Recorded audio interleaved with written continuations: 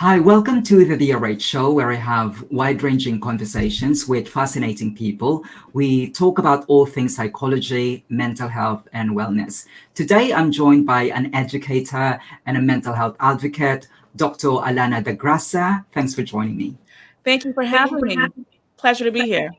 It's great to have you here, Dr. Da Graca. Let's kick this off with you telling us your backstory, your trajectory in life, and how you ended up doing what you're doing. Great. So wonderful to meet you. I started out as an educator and I loved what I was doing. So for the matter of 18 years or so, I spent time educating graduate learners around communication strategy, the psychology around how we communicate. And then one day I was told that my schedule would be drastically changed. And so I had to think, what am I going to do? Am I going to ponder and just worry about my future? Well, you know what? Interestingly enough, I had a luggage full of journals, of thoughts, of things I wanted to do. And I was afraid of executing those goals. And so I let that pile up for 15 years. Well, when this wonderful day happened, I had a drastic change in my own life. And I said, I need to figure out what is it that people outside of my industry, what do they need to know about how they communicate messages? And so I started the company Turning on the Lights Global Institute to show experts and leaders, mental health advocates, practitioners, and more how to tell their digital story. So that's how I'm here today. Brilliant. Now let's talk about your initiative, and I'll call it initiative because it sounds really like a noble work, global initiative. Initially, you told us that this is just for you, just to sort of manage your general well-being, but soon it took on the trajectory that you want to help out people. But what inspires your work, Dr. De Graca? Yes. So what inspired me was actually my own journey of kind of having a lot of despair because as a woman, as a professional and practitioner, a lot of times we often struggle with imposter and guilt. So when I wrote my book, Tomorrow Can't Wait, it was a wake-up call to myself. And really, when I thought about my big why, it all stemmed from knowing what it feels like to wonder if there's more for you, especially if you've already done so much, and then daring yourself to actually go out and do it. So what I found is when I would go out and do speaking engagements, initially I started by giving a lot of talks around Boston and also around the globe, really. And what I found was that there were scores of individuals, both men and women, who would come up to me afterwards and say, well, how do I leave procrastination and how do I move forward? And it really was something that kept me up at night because my biggest why is there are people who've gone through a lot of things in their lives, whether it's abuse or challenge or financial setback.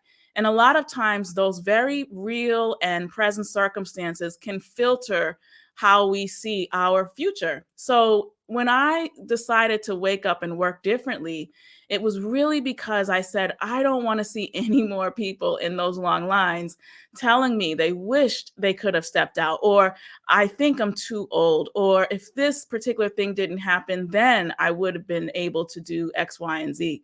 So when I look at the trajectory of people who've already had amazing careers, or maybe they are also are servant leaders themselves, like I am, sometimes we also need that moment to just take a step back and really say, what is my quest for my next? And so for me, those are some of the biggest reasons why I'm so motivated. And I have to say, I mean, COVID-19 and the impact of that in both industry level and for some people who've experienced it personally in their families, one of the biggest concerns right now is that feeling of fear of all of the what will I do if X, Y, and Z happens? And not only that, thousands and millions of people have switched careers completely.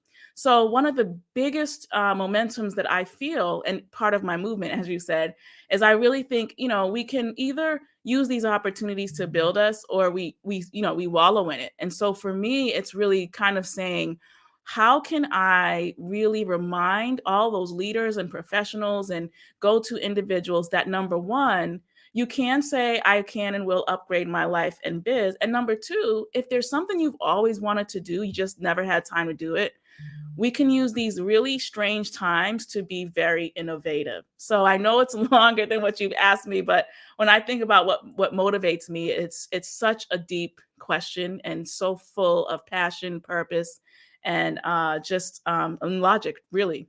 Absolutely. And by the sound of it, what you're doing, Dr. Da Graca, is that it's geared towards entrepreneur. Am I right? Or who do you think would benefit most from taking part in your initiative? Yeah, so we, for the most part, a high percentage of those that enroll in our programs are entrepreneurs. But these entrepreneurs are really interesting because many of them, like I said before, having been experts and leaders already, they've already had, 15, 20 years in a given industry. And a lot of times those individuals want to find ways to build their legacy or to give beyond what they've been doing. And so I serve experts and leaders who are transitioning into entrepreneurship, or maybe they love their profession, but they still want to tell their digital story. One of the number one things that happened during the pandemic was that those individuals who were used to working traditionally or used to doing live meetings or trainings and things like that, they still had to figure out how to pivot. So that includes institutions. So I highly recommend that, whether you're a professional or you're someone who's a new entrepreneur or trying to scale, one of the number one things you want to think about is the digital story that people experience when they, in fact, experience you. So I hope that answers your question. Absolutely. And I understand that aside from you helping people with their career trajectory and also with their confidence, you're also involved in hosting a range of events. And I understand that you are also hosting an upcoming International Women Build Confidence Conference. So Dr. Da Graca, tell us more about it. Yeah, so the International Women Build Confidence Conference began in 2018. I had no idea that by going live on Instagram, that 23 followers would ask me, can you put together a conference for us?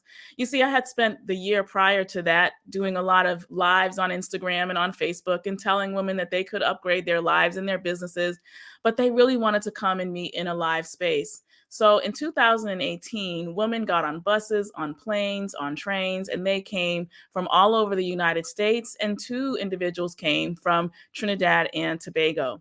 When we came together in that intimate space, you couldn't tell me that there wasn't 100 people in the room. It was so vivacious. What did we talk about? We talked about how to upgrade your life. We talked about procrastination habits. We talked about how to, really kickstart our social media blueprint if we are business owners.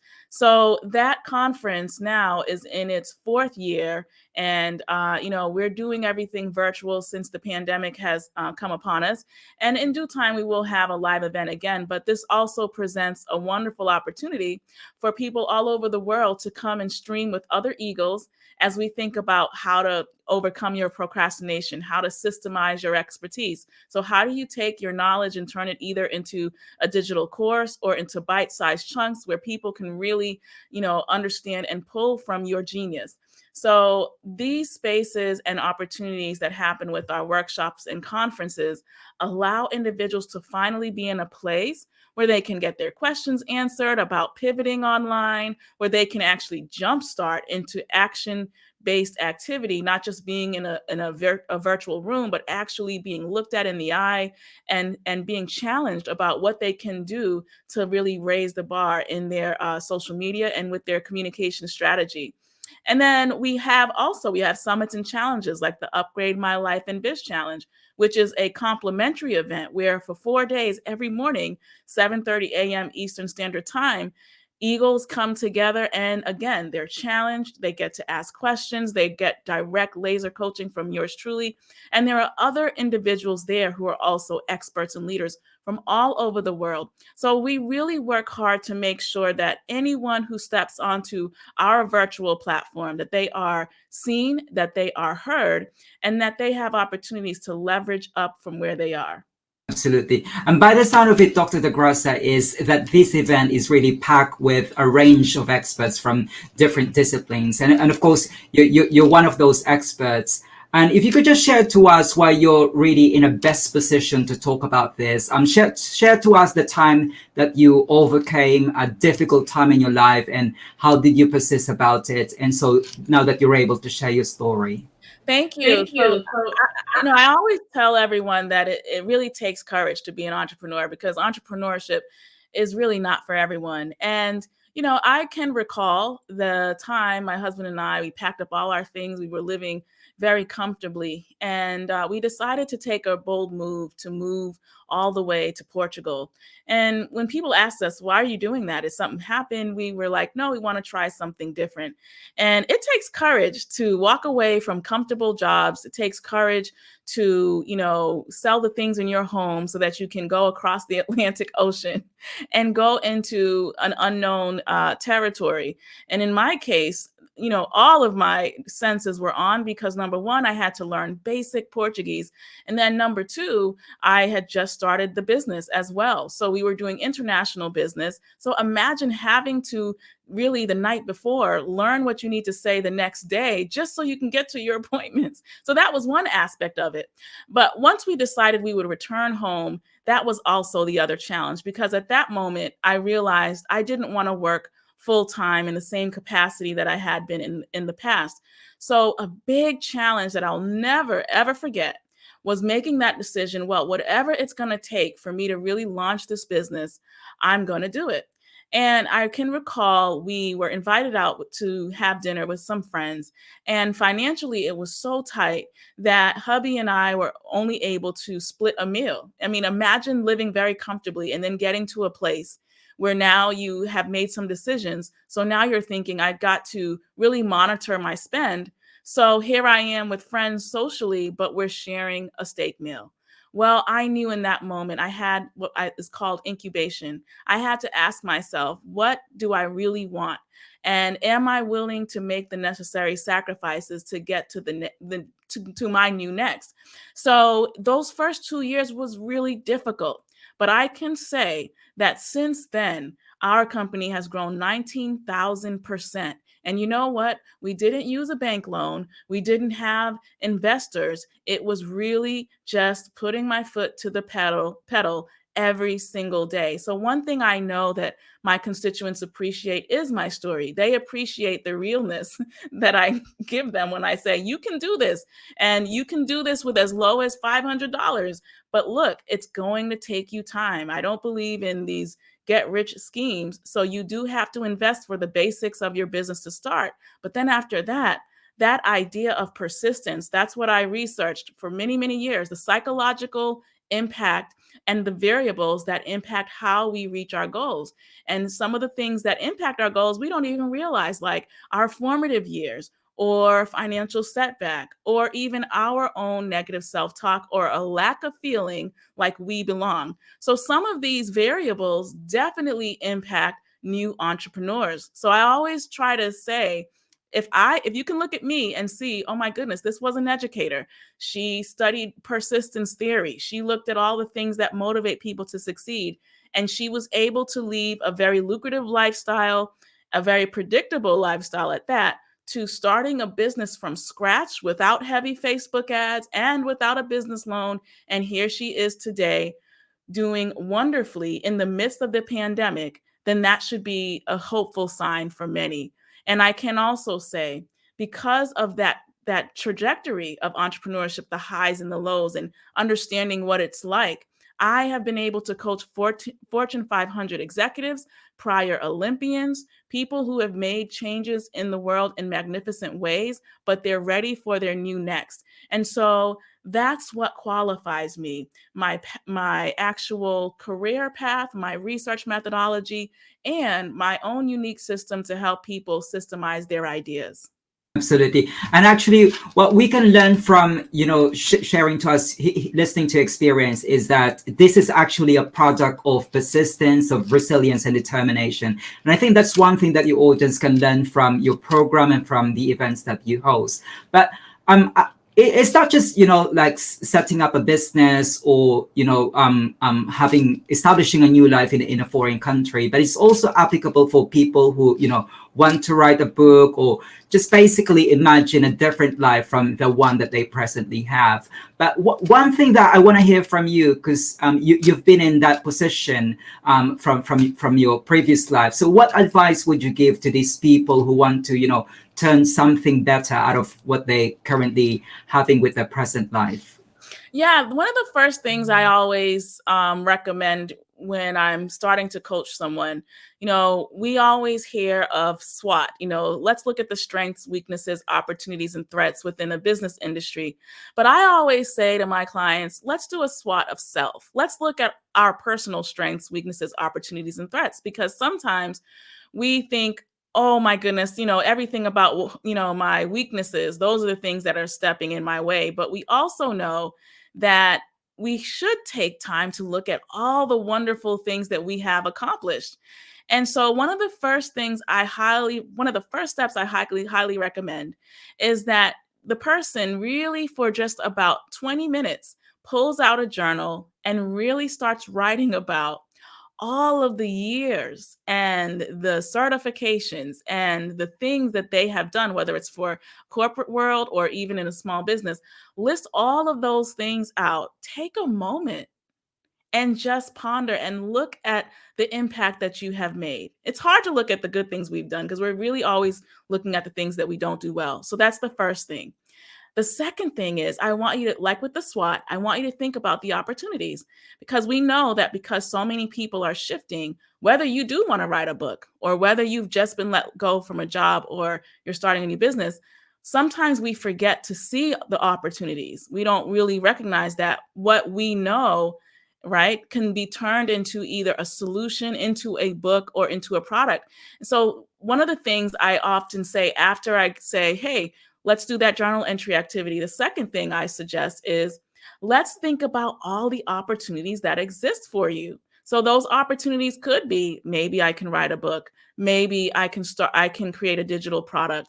And if you can get that far to step number 2, create a vision board. We know the research shows that if we can envision our new next, there's a high probability that it is something that we can accomplish. And then number 3, I always say drastic action. It's like, we want to have realistic goals, but what is one drastic action you can take towards that goal on a week-to-week basis? So those are the 3 steps I would recommend. Do a journal reflection, look at the pros and cons of just everything you've accomplished to this stage. Number 2, then ask yourself, where are all the opportunities? And number 3, take radical action, finding one pragmatic thing that you can do towards that goal, and try to do that consistently over, a 4 to 6 month period, because that's when we really can measure change from a dull habit or some type of transformation. Brilliant tips, Dr. Da Graca. Now, I just want to dig deeper to what you've alluded to earlier, because you mentioned that you're helping people create their digital story, and you also help them when it comes to marketing online. Now, as an expert, what would you say is the most common mistake that people do when they're trying to shape their digital presence? That's a great question. One of the number one things that I think that people, there's really 2 things I think people do. Number 1, they may start to opt into a lot of, get rich quick schemes, because you see these stories all the time on YouTube about, going viral, or go on Instagram and purchase bots. So there's a lot of these things going on, and that's usually one of the number one concerns that people have when they reach out to me, because you want to invest, but you want to be wise in your investment. So before any of that, I then, number 2, ask the person, really tell me what your persona is like, right? So are you someone who spends more time on Facebook, or are you someone who hates video? So if you purchased a get rich quick scheme video and it's just talking about you doing videos all day, but that's not your personality, you don't like doing video, then I always try to tell the person, you want to build your brand around who you are authentically. And so, usually when people find me on the internet, yes, I'm talking, I might be dancing, I might be doing something creative, and I will be giving business tips. But the truth is, it's really wrapped around my personality, the things I like to do. So I would always say to individuals, before you opt into anything, really do that SWOT of self as indicated earlier. Really ask yourself, what do I really want to put out there when I think about social media, and how will this resonate? So the other concern that many clients will have is, I just want more eyeballs. I want more eyeballs. I just want numbers. And so what they might do is either do things like buy followers, which I highly don't recommend, because when you buy followers, although it may look like you have a huge following, you want to make sure that your followers are not bots. You want to make sure that they truly are engaging with you. Not only that, but many of the social media platforms have switched their algorithms, and you want to really remember, you're not building the following of those platforms. You're building the platform brand of yourself. You're building your brand on those platforms, but those platforms are just a bridge to who you are there, and they should lead people to understanding something more about your business or your brand. So I say, at the base of it all, just remember your why, remember the message you are trying to share, and do it authentically. Because when you are authentic, those same people who probably resonate with you, who can see the values that you have, they're going to follow you. And so you want to remain authentic with your branding. I hope that answers your question. Yeah, absolutely. And also, I just want to add to those points, Dr. Da Graca, because I'm also someone who relies heavily on social media. I think it's also a kind of misconception that you have to be present in all social media. Just to share an example, like I really limit my presence to Facebook and Twitter, and I'm also a bit ambivalent about LinkedIn. I understand that my audience would not really, find me on Instagram or TikTok. So no matter how trendy they are, I really, I'm not really convinced that I should be on those platforms. But I do agree with you that at the end of the day, you just really have to be authentic and be sure that, whatever you're doing, it's still within your values as a person. Now, I'm actually right now on your website, Dr. Da Graca, and the first thing that I really notice is that there's a mailing list. You're inviting people to be on your mailing list. So I understand that you're kind of sharing some, these insights and these wonderful tips. Just give us more idea of what we can actually get from you if we sign up on your mailing list. That's a great question. So when you sign up on my mailing list, there are two things that happen.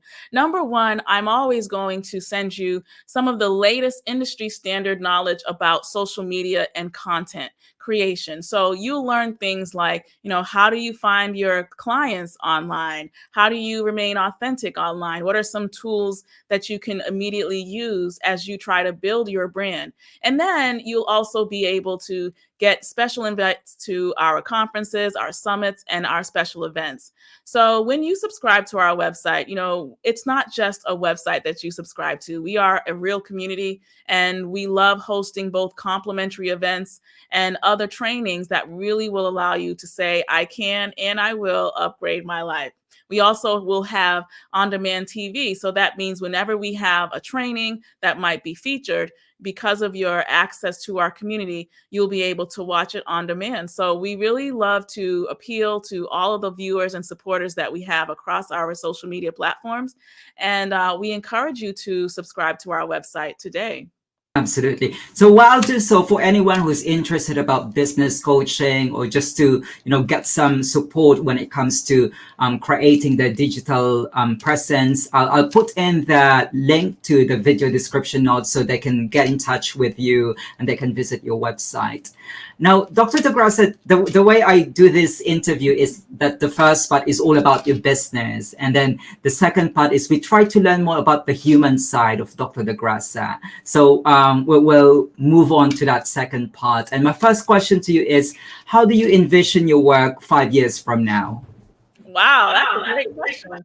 I think 5 years from now, I believe that there will be robust impact with hundreds of people all over the world who stepped on our virtual platform to upgrade their businesses, to upgrade their lives. I also know that this year we're launching many leaders. I mean, when you're really building a new movement of individuals who are experts and leaders and really just pumped up about making a difference, you naturally are going to have a lot of leaders. So one thing that we are striving for is to have a matrix of leaders from all different sectors who are really not only concerned about building revenue, but also concerned about building civility, building humanity, and building positivity around reaching new goals. So I foresee other courses, I foresee many others joining our tribe and our community, and also making an impact across industries. Absolutely. And Dr. Da Graca, a lot of people who would be watching this interview are actually young people who just kind of thinking what they want to do in their lives. So what advice would you give for those who want to follow your footsteps? Oh, I love that. Well, many years ago when I first started this company, I was called often to go speak at colleges and other institutions to do a talk called Rise Above Average. And it's the kind of training that I give that I wish I had when I was young, because there are many young, capable, and talented people who just need direction. And sometimes when we are just discovering our talents or even our capabilities, it can be overwhelming. It can be frustrating because sometimes we might want to be doing something innovative where maybe we haven't seen anyone around us do that before. Or maybe someone might be in good heartedness may say, oh, just get a job. And if you're entrepreneurial, yes, get that job. But at the same time, make room to do what I call rise above average. Now, we know that the average individual watches hours and hours of television. We know that the average individual usually is consumed with a lot of external things. And one thing I tell young people is, right now, you have a certain amount of energy. You have a certain amount of just creativity just because of the developing brain and your age. And one of the things you can do is just try to find these times in your week where you really dedicate it to building up who you are. Because sometimes we think, oh, I'm done with college, or I finished graduate school, now I'm done. And I'm thinking, well, no, how can you utilize these new skill sets in a different way? So sometimes when we're on the job, we may not be reminded of elevating our skill sets. And so we need to do that on our own time. And so, sometimes we don't have those same cheerleaders we have when we were in college or grad school. And so you kind of have to be your own. I'm an advocate of self-help. So sometimes you have to be your own cheerleader. And then, of course, having people around you to support you. But one of the number one things I tell young people is try not to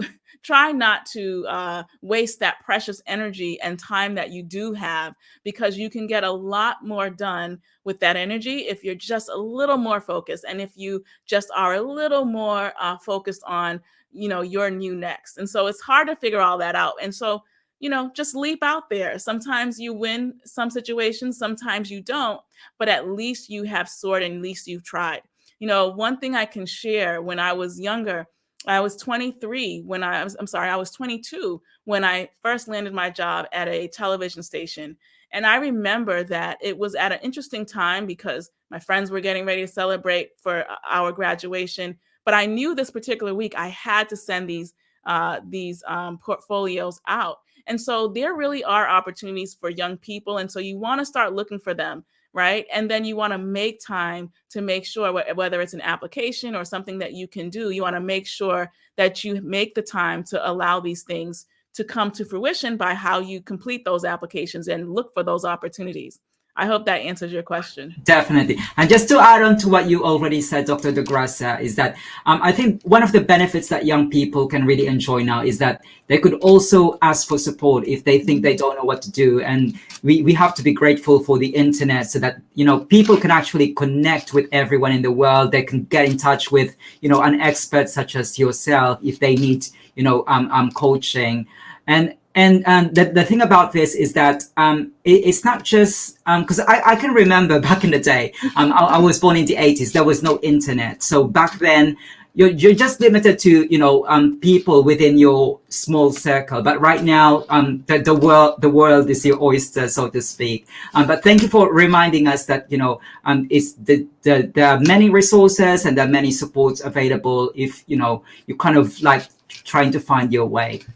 Yeah, and I add which is that, we know that globally, there was a report that many young people are feeling high levels of anxiety about the future of work, about what they're doing, and they're just kind of wondering what the next is. And I want to just say, during the Black Plague, right? If Shakespeare could create during those times, if the Black ink press was created, then why can't we use these challenging times to be just as innovative and creative? Absolutely. And on that note, I just want to hear from you. How can we manage our own adversity and doubt, especially now that we can debate about this, but we're still in the middle of pandemic. So there are lots of challenges when you're trying to do something, be it business or be it your study. So how can we manage adversity and doubt? Yeah. So on my end, especially being a mental health advocate and also just someone who loves to empower others, even for me, whether you're an extrovert or an introvert, this has impacted all of us and it is still impacting us. But one of the things that I believe is really helpful in these challenging times is to set some kind of regimen where you kind of infuse intentionally joy, you infuse art, you infuse music, or whatever these things are that brings you the most happy. We want to intentionally put that in our day, because what we found was that even in those individuals who work at corporations, even though the thought was, well, you're working from home, so now you're just relaxed, you've got on your dress shirt and jogging pants, but it was showed that the stress that people endured and they're still enduring was elevated, because even though you're at home and you're working, you could still find someone working a full 14-hour day. So number one, I say, if you feel burnt out, you feel tired. My company, we were one of the first responders during when COVID first came out. And it was really difficult to hug individuals who are crying because they have to close their shops or they're trying to figure out how to pivot. And one thing I realized is some individuals just needed to be reminded, it's okay to laugh. It's okay to feel that feeling of doubt and of sadness, but at the same time, we don't want to stay there. So I know for me, even as a business owner and just who I am, I had to intentionally say, okay, wait a minute. I need to hear the news. I need to watch the news. I need to read the news. But at some point in my day, I want to turn all of that off. I want to find time to just meditate or get clear about where I'm at. And I also want to find ways to be creative, to have fun. So you can find ways online, virtually, to connect with others, as many people have done, or even something as simple as picking up the phone and calling a loved one, or having someone check in with someone you care about, because I believe that these are the things that help us to move forward. Lastly, Harvard did research about aging, and one of the number one things that came out of that was the importance of relationships. So for people who are already isolated, this is even a more difficult time. But one of the things we can do is we can ask ourselves, how can I intentionally reach out, make connections with my friends, maybe some people I've connected with in the past, I haven't talked to them in a while. How can I include that in my daily regimen? These things are super important, right? When we're thinking about sustaining and persisting where we are. So being in community, being intentional about how to find joy are some of the number one things I highly recommend.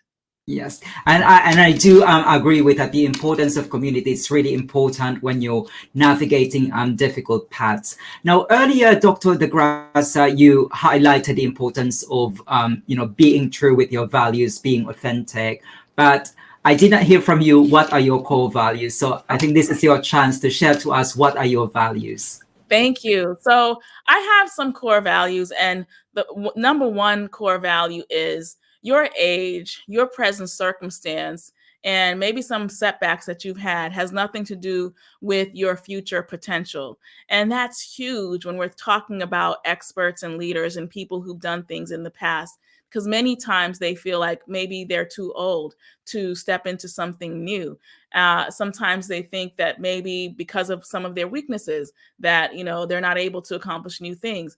But my core value is that idea that you can persist past any of those obstacles if you are truly passionate about something that concerns you. So if you've always been passionate about, bringing people together, or you've always been passionate about writing poetry or sharing your love of art, then that's probably something that you need to develop. So these things are definitely parts of the core values that I have. The other one is that as a woman, I highly, highly recommend and always love to encourage women to remember that their voice is very valuable, and that we know that research shows that women struggle with the imposter syndrome. So one of the phrases that really reflects my core value is something I tell my women that I coach, which is that you're beautiful, you're valuable, and nothing about you is a mistake.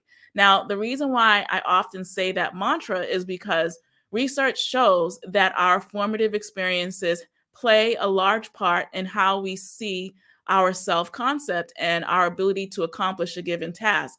And we did a soft study many years ago to ask people, well, tell me about a bad experience that you've had, and now tell me about a good experience that you've had, and now tell me how those experiences impacted your outcomes. And it was amazing to me how you had professionals and experts and leaders who could remember in detail situations that happened in their past, and they could see how those situations impacted their abilities to move forward. So a huge value of mine came out of that research to suggest, you know what, even if I had a formative experience, I can now find the tools and skill sets to overcome those earlier defining moments, so that I can change or transform how I see myself. And once I transform how I see myself, I can also transform my outcome. So we know that our actions, intentions, and our outcomes are aligned with how we actually see our self-concept. Absolutely. And Dr. De Graca, how would you define success, and what did you learn from your own failures in life? So for me, when I think about success, I immediately think that success is that feeling that you have when you're excited to wake up the next day, because you just can't wait to serve. You can't wait to speak. You can't wait to offer your solution. You can't wait to have a meeting. Now, don't get me wrong. Success does take work. It takes grit. It takes resilience. It takes persistence. But I am really feeling in full contentment when I wake up and I think, wow, this business that I have, it could not happen without being able to coach some of the most amazing, heartfelt individuals. And to me, that's a success, because anything that allows the legacy of what I believe is my mission, which is to help people reach their personal and professional goals, there's something beautiful about that. Not only that, but success to me means that in your example, as how you are working, your diligence, your consistency, and even your revenue successes, right? When you are able to operate in those three capacities and give back in such a way where, because of your influence, one person is able to change their home, so that person is able to potentially change their neighborhood. And when the neighborhoods start to change, now we see different communities. So to me, that is true success. It's not singular. It's not a one and done. It's more like, how can I create bridges around the world and see these leaders across sectors making impact? To me, that is just absolutely successful. Definitely. And now, Dr. De Graca, you're already in a position where you're able to share your experience and expertise to those heartfelt individuals. But what's your professional dream? My professional dream is to continue to do this work on a larger scale, to also have the ability to create a foundation that really pours into those who we would consider forgotten individuals, right? Like orphans, or people who've gone through some really traumatic things in their lives, and they're just needing some kind of boosting experience. So down the line, right? One of my goals is to be able to be able to be a solution provider to those individuals, to have a foundation that is able to offer scholarships to young people who are promising, but maybe they just don't have the traditional support that many people do have. The other piece of that is, we know that domestic violence, we know that just certain disabilities and things like that sometimes can be a wedge between someone's ideas and what they would like to do and actually seeing that happen. So down the line, these are some of the initiatives we would like to start. And I believe, again, to your point or to your question earlier, these are other ways of explaining what success is. So again, it's all about building solutions that offer civility, that offer communication, and also the ability to transform one's realized life. Absolutely. And who inspires you both professionally and personally? Wow, that's a great question. There are so many people that inspire me. I think number one, Martin Luther King inspires me greatly because, coming out of an experience during the civil rights movement, and one of the things I often reflect upon, many people don't realize one of his last speeches given was a speech about how to create your blueprint. And he was talking to a bunch of young students about really not just becoming the best person of color in a given entity, but the best at what they did. He talked about the importance of really taking time to calculate how one could use their knowledge and their know-how to really make true impact in society, just like he did. So he is an example for me. So is Dr. Maya Angelou, known as a poet laureate, educator, woman of wisdom. She really inspires me because she was someone who for many years in her earlier life didn't use her voice because she had a traumatic incident happen, but yet she had a coach or a teacher that helped her finally find her voice.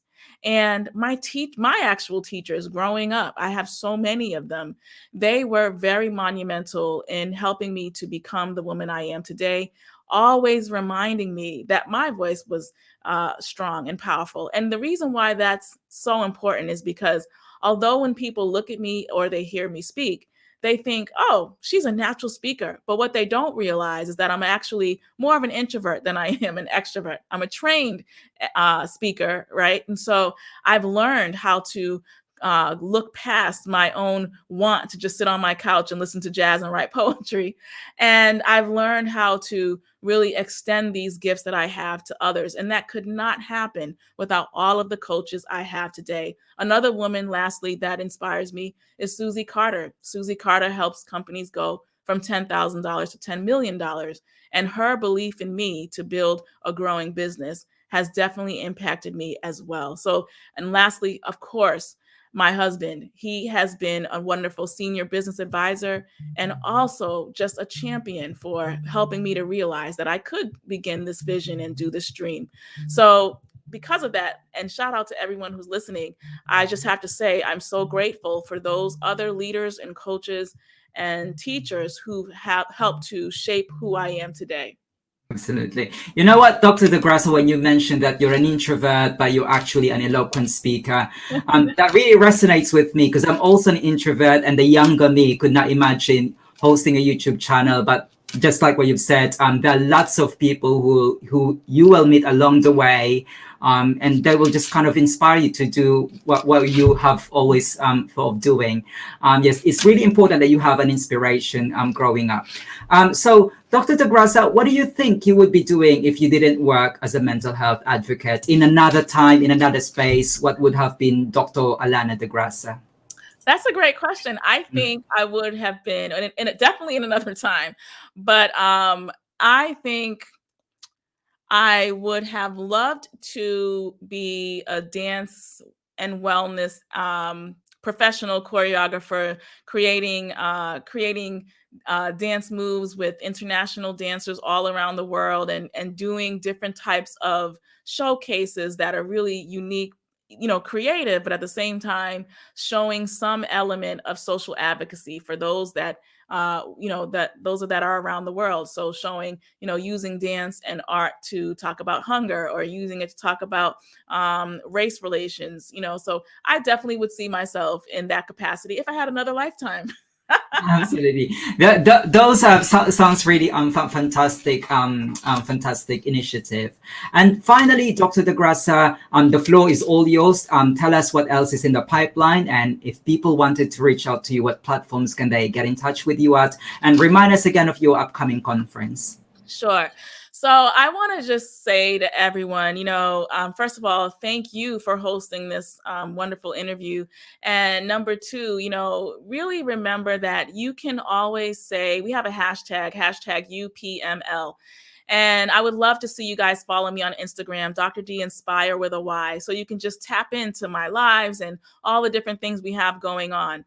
And one of the things I just want you to remember is that I know people are feeling so weary about what's going on with COVID-19, whether it's personally or whether because you want to be a new business owner and you might be questioning, will I be successful? Well, I want you to know a couple of things. When we take the focus off of our fear and we focus it on the solution that we know how to give to others, you know what? We're probably going to see better results. And one of the things you can do with this time is to really ask yourself, what are some of the things that I truly want to see happen in my life within the next year or within the next 2 years? And realize that, sometimes we think that we can do everything on our own, right? I was that way. And let me tell you, I saw 15 years go by with unlived dreams because I did think I could do it on my own. And then I thought I had no time to do it. So sometimes it's okay to say, I need help, as alluded to before. And it's okay also to invest in yourself. So I love how Jim Rohn has this quote, work harder on yourself than you do your job. And one thing that's going to keep us strong throughout these really challenging times is having some kind of blueprint, having some kind of idea of really what are our strengths and what are the potentials for me to do. Let me just share that there are millions of people right now on the internet looking for solutions. So why couldn't you be one of those individuals where they are able to peruse your website or peruse your social media and say, wow, this person really seems authentic. I would love to learn more about them. I would love to take their course or to read their book. Maybe you've always wanted to write a book and you just think, I don't have any time. Look, there are people that can help guide you through every step of the way. So here's something I would love to invite you to do. Number one, if you've enjoyed this interview as much as I have, I would just encourage you to make sure you go to my website and make sure you opt in to subscribe so that you can receive the invitation to come to the Upgrade My Life and Biz Challenge. That Upgrade My Life and Biz Challenge will not only challenge you to take action on things you may have been sitting on for a while, but you will be in a room with other amazing experts and leaders from all around the world.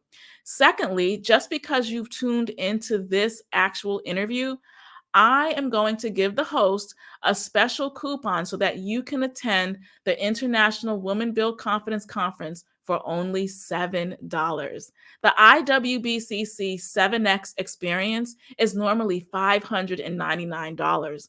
But because I really want to see people 7X their goals, 7X their dreams, and 7X their results, I am willing to do what's necessary to help you to move forward. And I'm doing that because I want to, as a thank you to our friend here for hosting.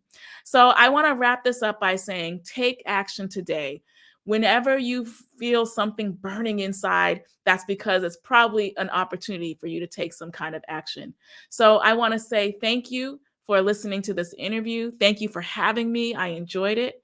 And do you have any other questions for me? Yes, I just want to extend thank you for your generosity for that offer. So what I'll do is I'll put in all of those relevant links in the description note. And again, thank you so much for that offer. And I just want to emphasize what you've said. Seeking support is actually a form of investment. And so if you think you need some insights to be reinforced to you on how you navigate your life, be it in relation to your studies or setting up a business or writing a book, there are always business coaches and experts that can help you, and Dr. Allana Da Graca is one of those. And Dr. Allana Da Graca, it's a pleasure having you here in the DRH show, and thank you for sharing with me your insights. But unfortunately, time is against us. I look forward to hearing more about your work. Thank you so much for having me, and everyone have a great day.